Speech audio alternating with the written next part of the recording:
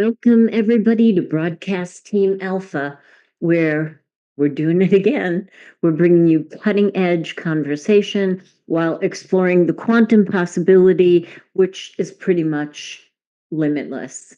I'm Nori Love. My co-host is Aage Nost. We are so excited to tell you about our guest. Augie's going to do that in a minute. I just want to thank you, as always. Thanks for being here. Thank you for the super chats. Thank you for supporting our platform. If you haven't already, or if you're new, if you would like and subscribe, that would be lovely. It helps us with the algorithms. And we also have, I don't know, like a best friend on the internet, and that's the Conscious Awakening Network. So we do a shout out to them. And we co-create together, although we're very separate.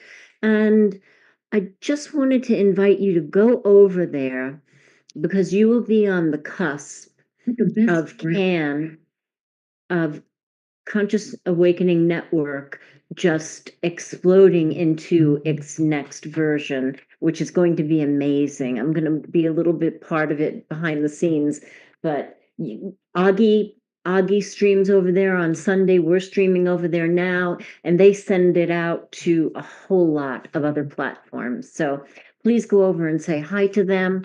And there's going to be a marketplace soon where you can get all kinds of exclusive and beautiful and special things. So, without any further ado from me, Augie, please tell us about Mike. Oh gosh, I tell you, this is going to be so good. I've been looking forward to this because we have Mike Bara with us. And before I say anything, for those of you that like to surf the internet while you're listening, I want to tell you his website. That's mikebara.blogspot.com. mikebara.blogspot.com. And I put together a few things about him. He's done so many things that if I was to mention everything, there wouldn't be any time left for him to talk. So I gotta just short it down here. Uh, he is a New York Times best-selling author, a lecturer, a TV personality. He was working 25 years for the engine as an engineering designer for the military industrial complex. Oh, would I like to hear about that sometime? It's not that interesting, Augie. No. Yeah, sure. And now he says that he is a born again conspiracy theorist. I saw that in your bio. That was so good. I had to write it down. And he's an author. And the first book that he wrote, Dark Mission, The Secret Mission of NASA. And he has lectured on space science, NASA, physics, UFOs, metaphysics, and he has been a guest on most of the big shows, Coast to Coast and all the other ones. And he's a regular contributor to TV programs like Ancient Aliens, The Unexplainable with William Shatner. And he's also a podcast host with a co host. And for the next hour, he's with us. So welcome to the show, Mike. Thank you, Welcome, Augie. Mike. Yeah, Thank you, Augie. welcome. Thank you, Nori, for having me here. I appreciate it very much, guys. It's a pleasure, and it's such a pleasure. I just wish we had more time because your knowledge base is massive. But like bringing it in a little bit to now, because now is pretty much on everybody's mind. Yeah. You know, how are the planets affecting what's going on, and do they impact the off Earth things that have been happening? And yeah. Yeah, well, that's an interesting question, and it's something I don't get to talk about a whole lot. But I am curious and interested in this because, Richard Hoagland and I wrote that book, Dark Mission: The Secret History of NASA, that Augie mentioned in the opening, and his work. I first started working with him because I was an engineer. He would show pictures of the face on Mars and pyramids and structures on the planet Mars, and I was I was fascinated by that because it was verifiable. You know, if we could get better pictures, we could determine whether these things were artificial or natural. And I later found out that no matter how artificial they are, people are always going to argue that they're natural. I mean, I think Yeah. geologists, if they were to look at a satellite photo of the Space Needle in Seattle, would say, "Oh, that's a volcanic thing." You know, yeah, I conform.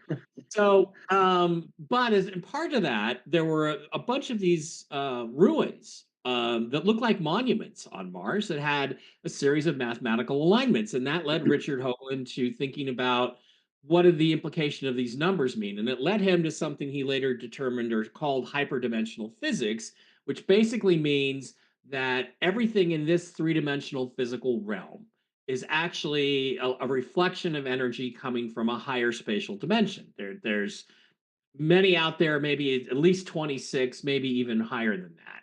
And so out of that fell the concept that how do you pull this energy in? And it came down to spin, rotations of planets. And then he determined that, everything in the universe is constantly moving and spinning around itself, right? So out of that, I took a lot of that information. I wrote a book called The Choice in 2010. And what I realized in researching it in depth was that, astrology is actually real. There's a lot of this stuff that we read about, and we don't really take very seriously because, gosh, planets don't have very much gravity, and what could be the influence? But what was never taken into account was this hyperdimensional influence. In other words, the planet Jupiter, for instance, has a great deal of spin energy, but its effects of its gravity field on Earth are very slight. So when people would criticize astrology, they would say things like, well, the gravitational influence of the doctor who delivered you is far higher than the planet Jupiter. So how could the positions of the planets make any difference? But they're missing this other physical effect called dynamic torsion, which actually Yeah. Einstein wrote about, but he got it wrong. He underestimated the power. And so Wow. what Hoagland came up with, and then I expanded on, was that yeah, it's the spin energy that matters. And when you look at the spin energy, the positions of the planets have an effect on electromagnetic waves, okay? Because there were some studies done in the 1950s by RCA about shortwave radio transmissions. And what the guy came back and said was, look, I don't know how to explain this, but when the planets, the big giant gas giant planets, which have the most spin energy, when they're in these positive aspects, like a trine or what's the other one that's a good one? Then the signals are good and the sun is calm. When they're in opposition or square to each other, which are negative connotations in astrology, the sun is very active. There's a lot of sunspots. There's a lot of storms, and the shortwave radio transmissions are terrible. So not only did he say that the positions of the planets, especially the ones with the most, they call it bulk angular momentum, but let's just call it spin energy, were in positive positions. Things were good. The sun was calm. When they were in negative aspects, things were bad. The signals were terrible, and the sun was very active. So then I begin to think, well, okay, if that's the case, that the positions of the planets can affect the electromagnetic waves. Well, what is every thought in your mind that you've ever had? It's nothing more than an electromagnetic energy wave, Yeah. basically pulsing through your synapses. So then obviously it can affect consciousness, it can affect personality. Talk to any bartender or waitress, and they will tell you full moon, things get crazy. There's more fights, there's more conflict, there's more issues. Middle of the month, everything is calm. And of course, women, your menstrual cycles are all cycled with the moon and all these different things. So Hoagland once said something very brilliant. He said, what this means is that all physics is local. What this means is that what we take as the laws of physics are not the same everywhere. In other words, you go to another solar system, Alpha Centauri, let's say, which has 3 stars, not just one, and a whole bunch of other planets that we're now spotting in all these different configurations and with different bulk angular momentum or spin energy configurations. The laws of physics are going to be slightly different there than they are here. So what that also implies is that, let's say, an alien species that evolved in a solar system with slightly different physics might have a different understanding and perspective on how to make changes to the physical universe and how to, Mm. say, circumvent the speed of light. It also explains things like the Pioneer effect or the Voyager effect, where they're saying, well, we think there's something big out there pulling on these space probes that we sent out of the solar system 40, 50 years ago because they're getting faster. Well, what if what's really happening is that the speed of light is different out beyond the solar system because the physical realm is slightly different and all the Yeah. spatial energy is different. So Mm. there's a lot of things we don't understand about science and physics yet, but what we can say is that there's solid experimental evidence that, guess what, the positions of the planets, call it astrology, actually changes your way of thinking and your Mhm. consciousness at any given moment. Yeah. Oh, and many of us would like our consciousness changed. So, some people are, just stressing right now. Right. And Well, Nori, the thing about it to understand is that when there's planetary alignments, a bunch of planets lined up, or when there's positive configurations in your charts, or there's a full moon, or there's an eclipse, these are ideal times to put out your exactly. intent, your desire to the Mhm, universe. mhm. Everything you do then is amplified during those Yes. events. And then there were some great experiments I talk about in the choice about that were done by Jacques Allais that Richard Hoagland researched in the 1950s during eclipses, and things happen during eclipses that are not possible if you believe in the quote laws of physics. So now when I hear anybody try to cite the laws of physics, I just laugh. But Yeah. so yeah, you can have an effect, and it also dictates what our position is here, or what our mental attitudes are on the earth at any given time. And right now, and for the last 12 years, we have been in a very, very revolutionary state of mind. That's Yeah. Serious. and that's what I said Absolutely. was going to happen in 2010. I said, look, 2012, December 21st, 2012, the end of the Mayan calendar, it opens a window, and in Yeah. 2024, it should close, and you're going to have chaos in everything in between. And it's actually pretty satisfying to look around the world and see that's exactly what's happening. The It banking, really is. the financial structures, the government hierarchies and structures are everything is political structures. They're all under assault because people want something different. They want something better, Yeah. and Yeah. I believe it's driven by the physics of the solar system right now. It makes sense.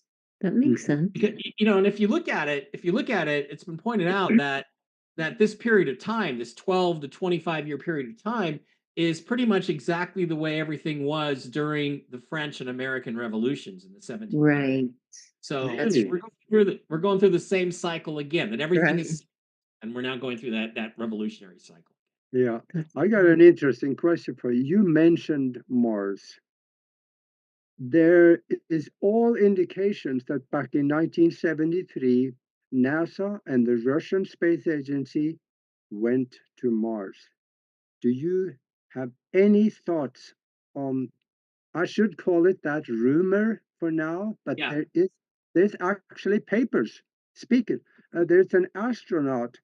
Let's see, I think there was I forget the astronaut's name that said I was on that mission.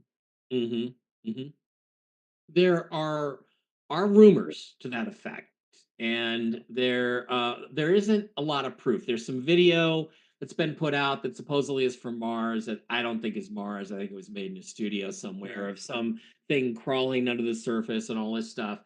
I will say this though about us, Aage, that's important.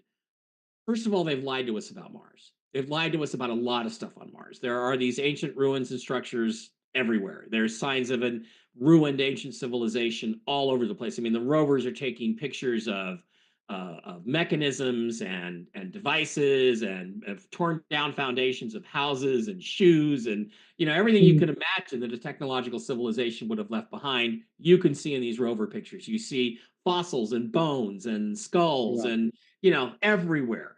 And so they've lied to us about that. I think they probably also lied about the environment on Mars. I suspect it is a lot more hospitable than they want us to think, although it's probably, Mars ain't a great place to raise your kids because it is Yeah, cold but as hell. when Yeah, but this picture's coming back with blue skies, you can't yes, have that without oxygen and moisture.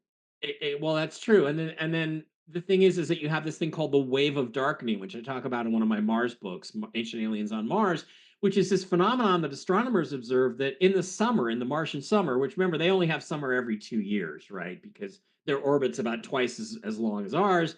That they would seem to start at the poles, and then it would get darker, and then it would get light again as we went back to winter. And what that is that oxygen is probably being released from the polar caps as the planet warms up, and then everything is greening. You've got small, simple plants and lichens and things like that that are growing. And there's even pictures of rocks on Mars from the Viking probes and from some of the new, later, more recent probes, probe Spirit and Opportunity, where you can actually see moss all over these rocks. NASA just kind of says, "Oh, well, we don't talk about that." Mhm. So Yeah, the thing about them is that NASA just ignores that. Number one, they just pretend like it's not happening, and then they alter the pictures from the surface to make the sky look red, to make it seem yeah, like this dead alien planet, when in fact it looks more like Arizona than it does, it does an alien world. It looks Carl Sagan, when the first picture came back from the surface of Mars in 1976, was heard to exclaim, "Hey, it looks like Arizona," because that's what it does. So yeah, they haven't told us the truth about Mars, and I think that has to do with the impact of what happened to the civilization that was there. Yeah. If yeah, they have to speak, if they were to say, yeah, that's a piece of machinery, that's a beat up old air conditioner that used to be on top of a building and fell down or something, then they have to answer the next question, which is, well, what happened to that civilization? I mean, yeah, where did they go? And that is a very uncomfortable question. Now, Age, getting back to your question, to the basis of it, I will say this. I don't think there's any proof that there was a mission to Mars in 1973 or that we've been there and back a million times already. But I will say this. I wrote another book called Hidden Agenda, NASA and the Secret Space Program, where I outline yeah, very specifically that I believe we had what you would call flying saucer technology, anti-gravity technology, probably by about 1960. We knew what we had to build technologically to do it. And it wouldn't surprise me if within 10 or 15 years we built these craft and we could get to Mars and back in, a matter of hours if we had actually done that. And yeah, I think there's a substantial paper trail that shows that we were either on the brink of discovering that technology or had already figured it out by 1960. And that's now 65 years ago.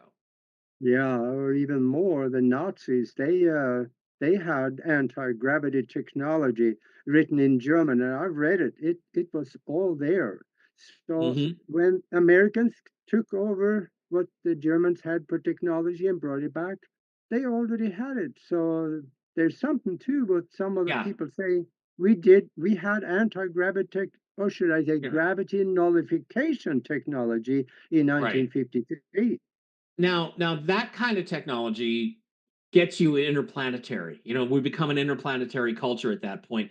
Interstellar is probably a bit more of a challenge and a little bit harder, but they've Yeah. kept us in this sort of fake reality, this Truman Show, if you remember that old movie with Jim Carrey, this Truman Show kind of experience where we have to use these chemical rockets, and you got Elon Musk firing up the starships all over the place, and they crash and explode. But we were going through this sort of show that's been on here about technology. It just doesn't make any sense because if you look at how transportation speeds evolve, right? You go from a man running to a horse and buggy to a steam train to a propeller airplane to a jet airplane to a rocket, and that curve just goes straight up.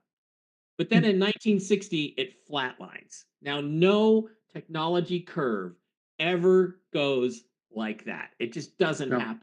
So they Wow. have discovered something and they have hidden it because every technology curve says, guess what?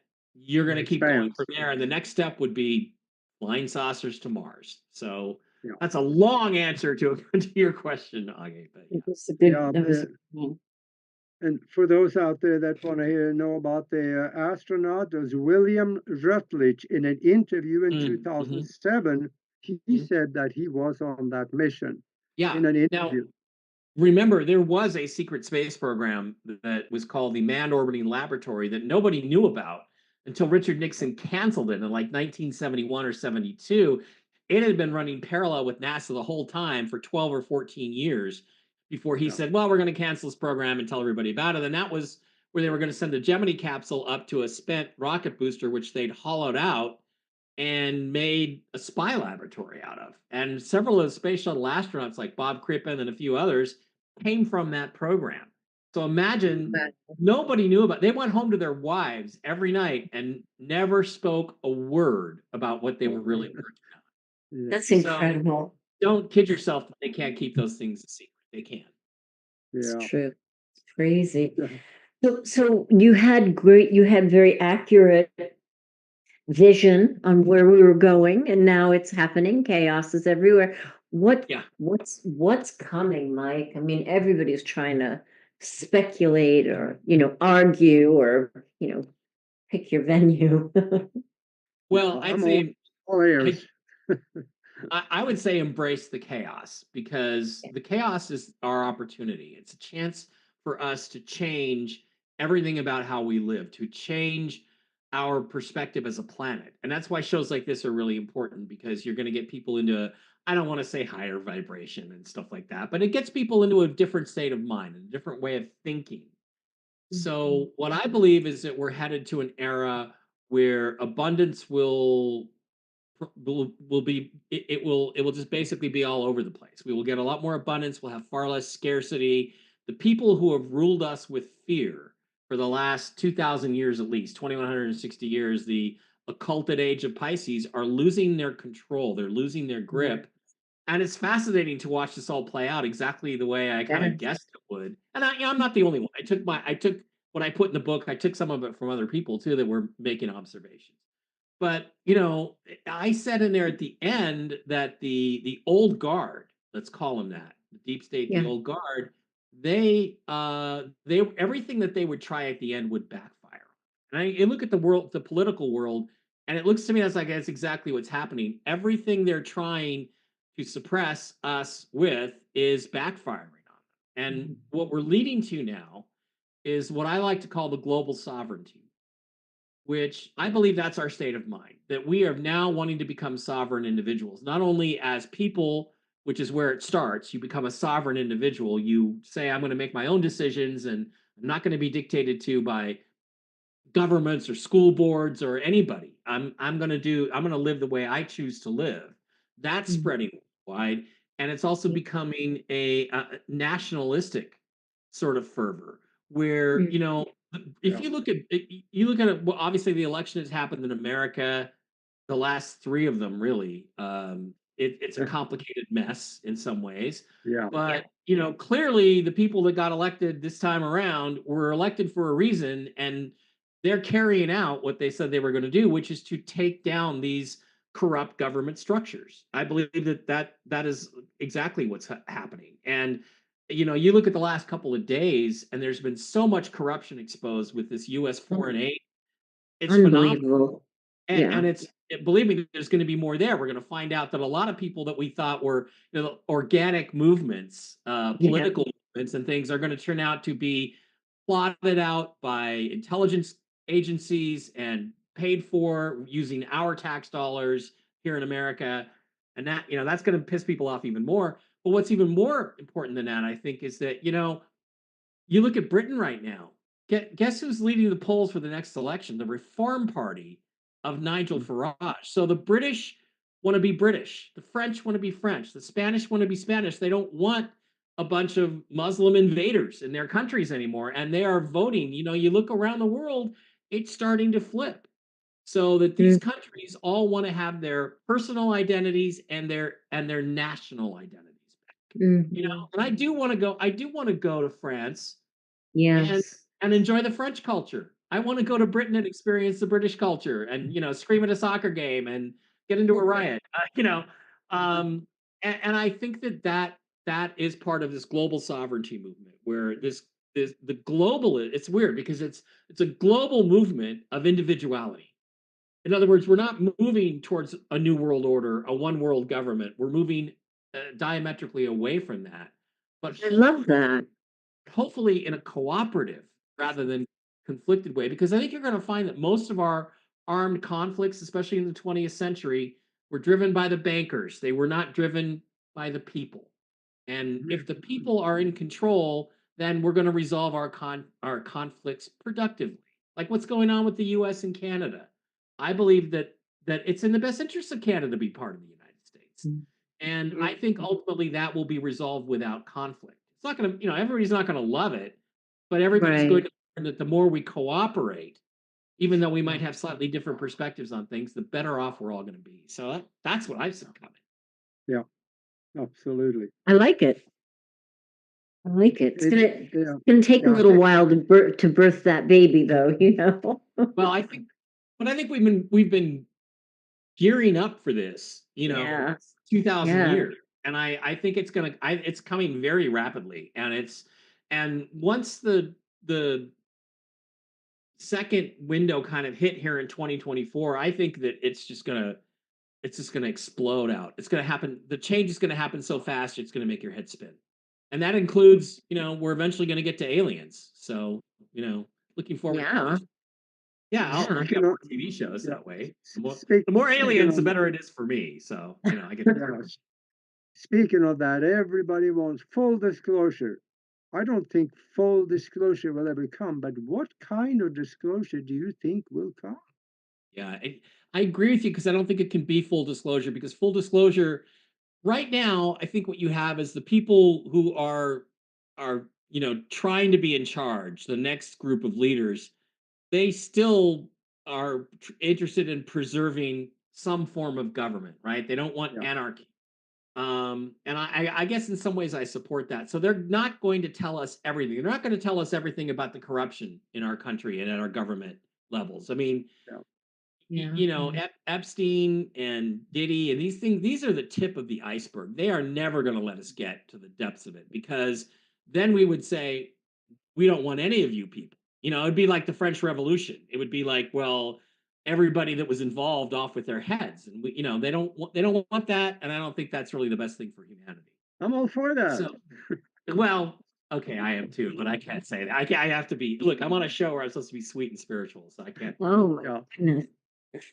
I can't really say. But that's what they're concerned about, and I understand that. So I don't think we're going to get the truth about everything, the full truth. I don't think we're going to get the full truth about aliens. And the other thing too, Agi, is the whole concept of disclosure is that we talk the government into telling us what they know about aliens. Now, my personal belief is that they don't know everything about aliens, oh and yeah, it's a government. So I'm not going to trust a freaking thing they say about it. I'm going to say, "Oh, you think this? Okay, what's your evidence?" In other words, I'm going to demand the evidence of them, of their, Mm. because you've got guys out right now testifying in front of Congress with zero evidence of any of the claims they're making. Well, when that happens, Nori, what you're actually getting is you're getting a narrative that, by the way, has been approved by the Pentagon and or CIA and or NSA or whoever's behind these guys that are testifying. You're just getting a narrative. Now that narrative may be a little bit closer to the truth than what we've been getting for the last 80 years, which is complete denial of an alien presence. But that doesn't mean it's the truth. It's just a version of the truth that suits those agencies that are behind these people. So we're still going to have to put them up against the wall and hold them accountable, because government disclosure is just going to be another lie. So when I see people like Steve Bassett going on, oh, disclosure, oh, you mean you really think Joe Biden is is an oracle of truth about aliens? You think yeah, you think that Mitt Romney would have been an oracle of truth about it? Of course not. There's an agenda behind all of this. And what yeah, we need is to just have the government give us all the information they have, and then those of us who are interested need to go in and sift through that pile and say, okay, this is what's really happening. Because I don't think we can trust what they tell us because there's always a narrative and an agenda behind it.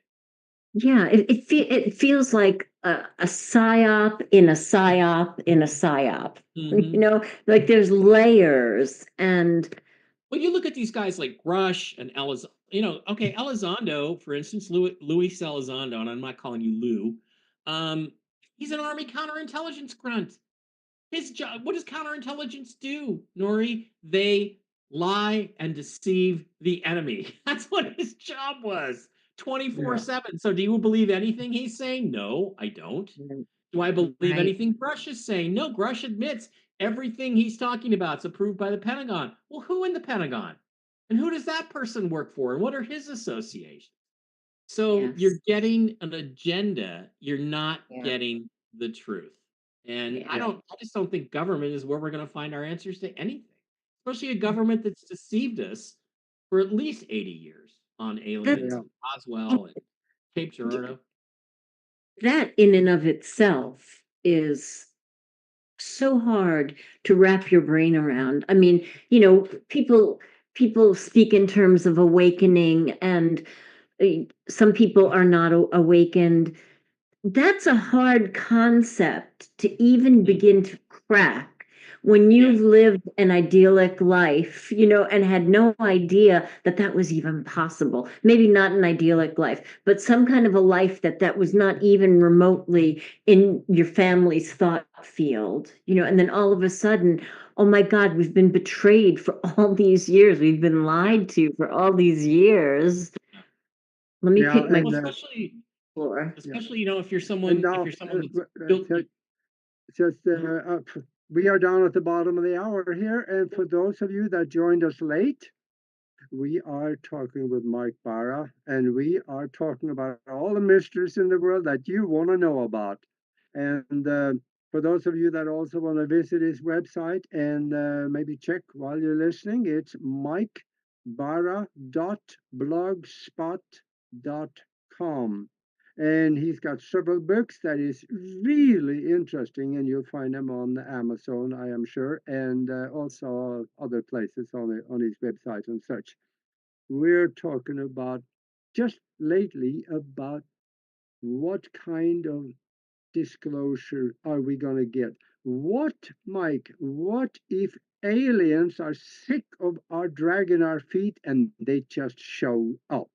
So Oh, they you mean don't, like they did here in Vegas last year, where they dropped into somebody's backyard to pick up a piece of something that yeah, fell off one of their ships? Yeah, I think that the more and more that's going to happen. When I wrote the choice, that's one of the things I said is that things are going to get weird, and yeah, people like the veils as the veil is lifted, people are going to be deceived. It's more going to be more difficult to deceive people, and you're going to see more people. Like, you remember that thing in Miami about 6 or 8 months ago? Might have been a little longer than that, 9 months ago, where there were people saying that there were aliens walking around this shopping mall in Miami. Yes. And the Yeah. response, and there was like 500 police cars there. I mean, literally the entire Miami Police Department was there. Oh no, but it was a couple of teenagers fighting. That's why the entire Miami Police Department showed up.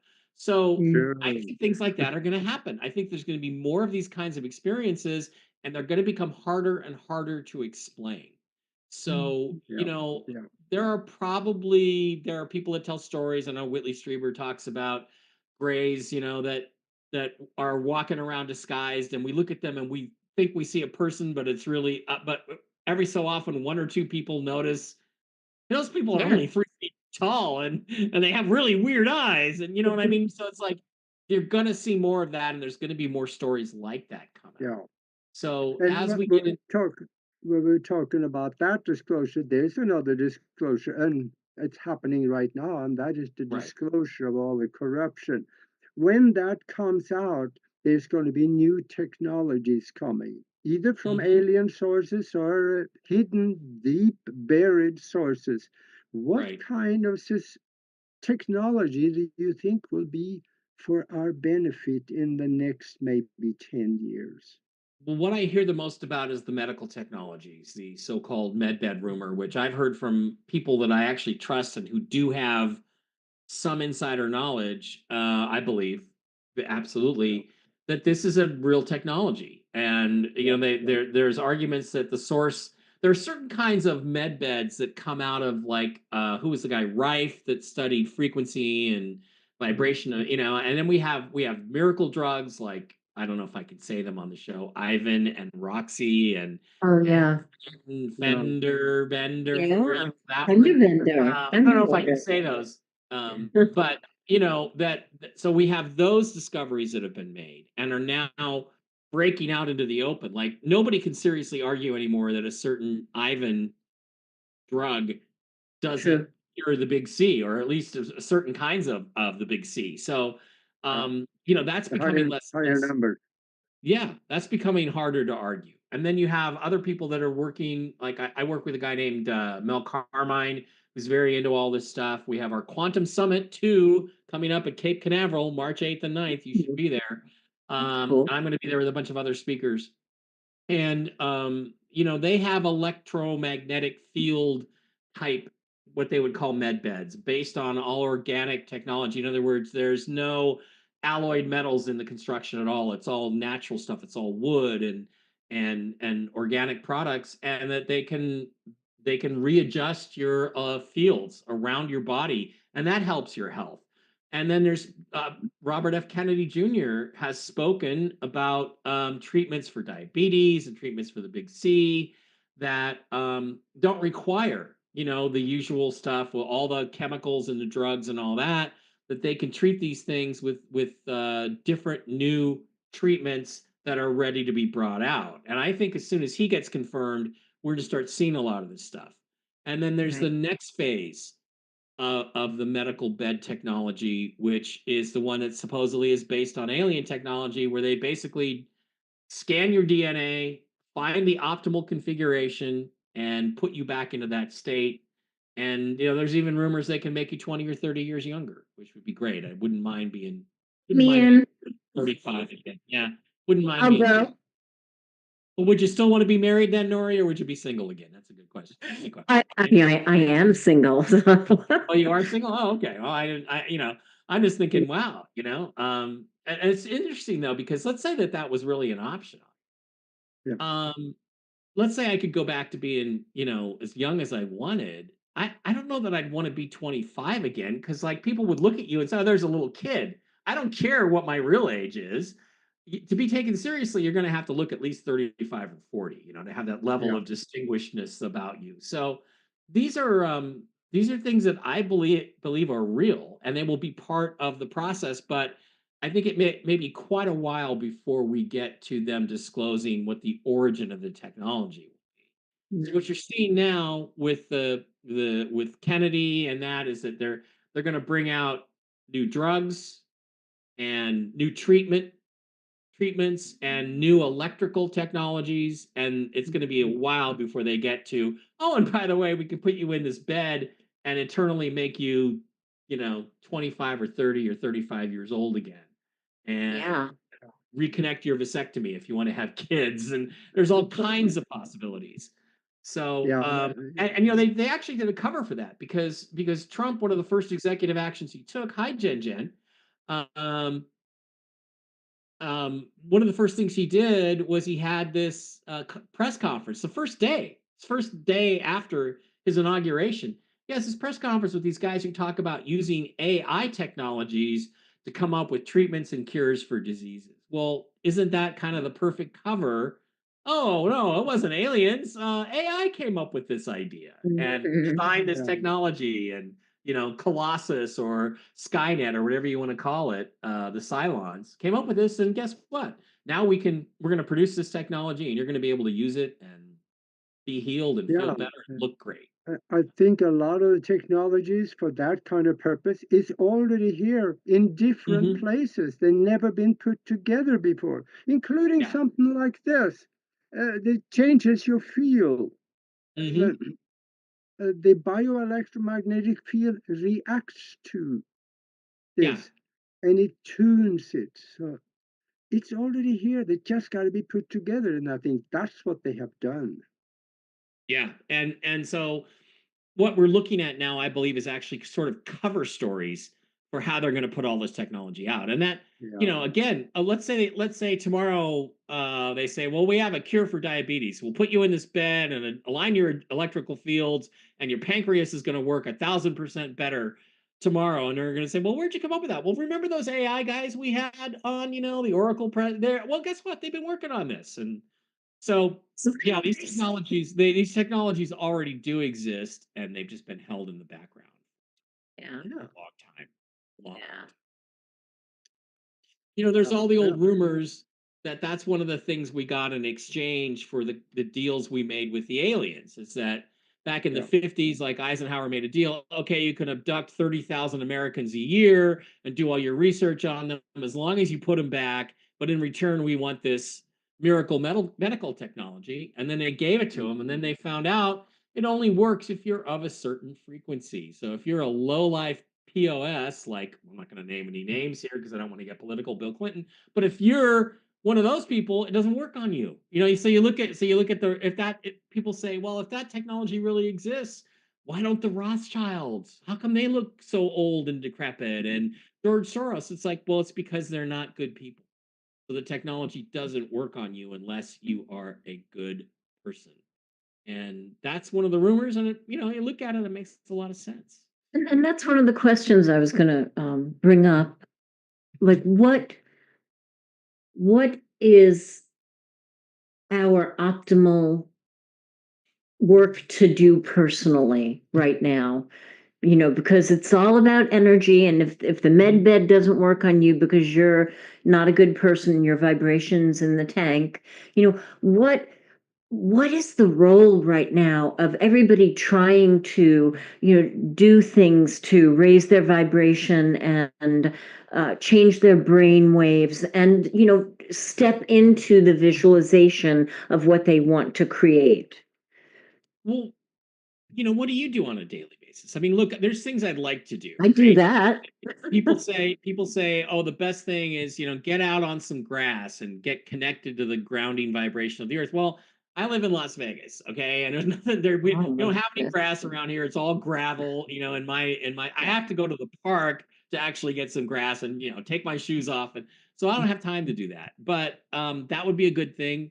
And I think it doesn't take that much. It's like take 15 minutes out of your day to be quiet, to breathe, to think internally, and to just open your mind up to God, who's around you all the time. I'm going to call it God. I'm not going to call it the Exactly. universe. And interestingly, in the choice, one of the things I say is you're most aligned with the center of the galaxy and with creation, which is where all the life energy for this galaxy comes from, is the center at 1330 sidereal local sidereal time. Now that is about 1:30 local sidereal time. You can go online and you can look at what's local sidereal time for my location, 13:30, and you type that in and it'll tell you. And that's probably the best time of the day to meditate. And you don't have to meditate. Everybody's like, "Oh, clear all your thoughts out." I can't do that. My brain is constantly working, right? No, But I can no. quiet down and I can sit on my bed or lay on my bed, pet my kitty, and just do as little as possible. It's kind of relax. And if you do it at that time, you're going to get the most benefit out of it. So that's all it takes. All it takes is 15 minutes a day to refocus your life and not be so busy with, oh, I got to clean the cat box, which, by the way, I just realized I forgot. I got to clean the cat box. I got to do this. I got to go to the store. I got to pick up some more Dr. Pepper. Um, get calm and focused. And Yeah. today my kitty was crying, and I went and I picked her up, and I just hugged her a little bit, and just it's like just take 5 minutes a day to do that, and life More. Maybe yeah, even more, you know? and you'll be in the right state of mind. Yeah. Everybody should have a pet. Hmm. Yeah, Somebody to absolutely. love and take care of, yeah. And I think men should have female pets and women should have male pets. I think that's probably the best way. Hmm. Yeah, absolutely. And when we're talking about technology, remember what Ben Rich said, the head of the Skunk Yeah, Works? yeah. In 1978, when he retired, he said, if you have seen it on TV, we already know how to do it. Warp drive. Star Trek had been on TV by then. We can go to the stars. Yeah, makes Yeah. sense. Makes a lot of sense. So, um, we have all these secret technologies. I think we're slowly going to start seeing them. Remember, we have to adjust, right? Oh, I was talking about this on a financial show the other day. You can't just pop up one day and say, okay, you never have to go to work again. You have universal basic income. That's not going to work, right? So, what plan have they come up with? It's not going to work because a lot of people are just going to sit around and play video games all day. Yeah. And human beings should be and need to be productive. You need to have some purpose in life, right? Your purpose in life is not to win the Indy 500 or kill the last hellspawn from the eighth dimension or or win win at FIFA, win the World Cup. That's not shouldn't be your purpose. Your purpose should be something you do to contribute to the world. Yeah. And but because we have this mentality now, we have a lot of stoners, all the free weed around and everything. We have a lot of people not being very productive already. And so I think they're going to give it, it's going to take generations for us to not think about certain things in terms of money, like not think of them in financial terms, like shelter. Okay, shelter will be a thing in 50 years that we will not be concerned about because there will be a shelter for everybody who wants one. Food should not be a concern. So think about it like this: if you didn't have to go to a job, whatever your job is out there, folks, to provide a roof over your head and put food on the table, if you didn't have that, would you work that job, or What would you would you just do do? different with your life? You'd Absolutely. still need to do something productive to receive payment for it. If oh, I have a car, I have a smart car or something, or I have a Volkswagen Bug, but I really want that Ferrari. Then you're going to go out and work, and then you're going to go out and produce, and then you're going to create things for the human race that people can benefit from, and they will give you. So I think to have the nicer things, the bigger house up on the hill, if you want that, fine, but go out and produce something just like it is now. But the basic things we will not have to be concerned about. We will not think of them in terms of, oh, having electricity will not be something we are concerned about. Having a roof over our heads, having food to eat, those will not. So that's going to change our mentality. Yeah. But we're That's still going to have this need to achieve something, to attain something, because I believe human beings are wired that way, and I think we should be productive. But Age, the first step will be probably Jen, I know you had Jennifer Falah. People will embrace their passions, Jen says. She's right. Yeah, Jen on a Exactly. couple weeks ago, and she talks about there's going to be a trust fund. Now, I'm not going to get too deeply into the financial end of things, but believe me, you're supposed to have a lot of money. Okay, you're not supposed to struggle. The way it was set up, it's supposed to be working differently than it has. You've been defrauded and lied to, and had a lot of your stuff stolen. But yeah. what they're going to set up is a system where, yes, you have to work and be productive if you want more than the minimum. You're going to have to work. We're not going to let you slip through the cracks. We're not going to let you be a drug addict wandering the streets. We're not going to let you starve to death. We're going to treat you for your illnesses. We're going to make sure you have a roof over your head, food on the table. But if you want more than that, you're going to have to work and be productive. But you're only going to have to be productive from, 18 to 55.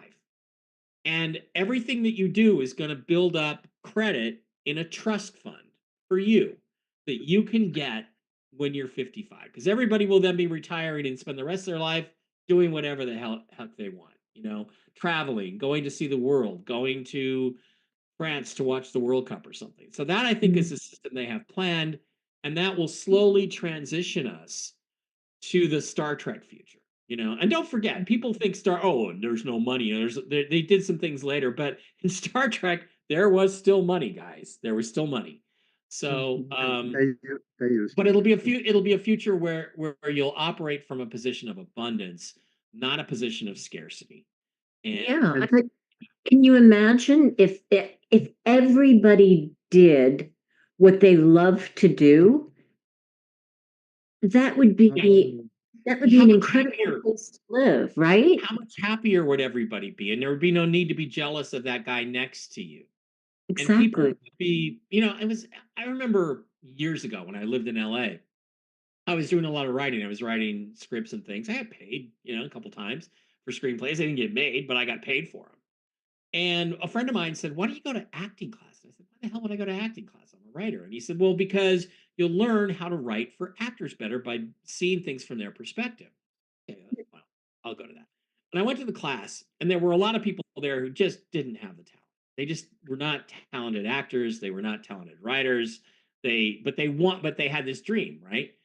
And Mm. but I remember one guy talking about, you know, I, I've been trying to do this writing thing or acting thing, for like 7 years now, and I've really not gotten any parts. I got a little spot in a commercial, and really frustrated. And he's talking just in general. He's like, this is almost like a therapy session. And he said, I said, well, what do you, and the teacher said, well, what do you do?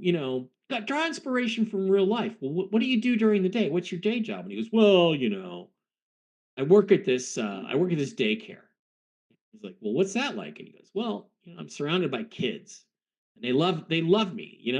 They hang out with me all the time, and I play catch with them, and all this stuff. And it was so obvious that it was the daycare job that he thought of his as his day job, the thing he didn't want to do, that was what he should be doing, because Interesting. that's where everyone responded to his magnetic Mhm. attraction, right? Right. But Right. he was caught up in this Hollywood dream.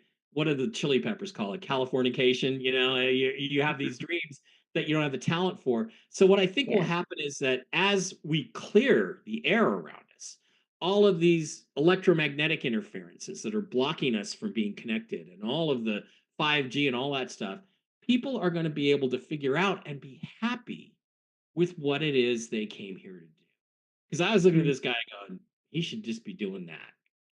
And you know what? Yeah, sure, go ahead. After hours, go audition for a play if that Yeah, makes sense. But it's a hobby, that's right. and so Yeah, people just are blocked from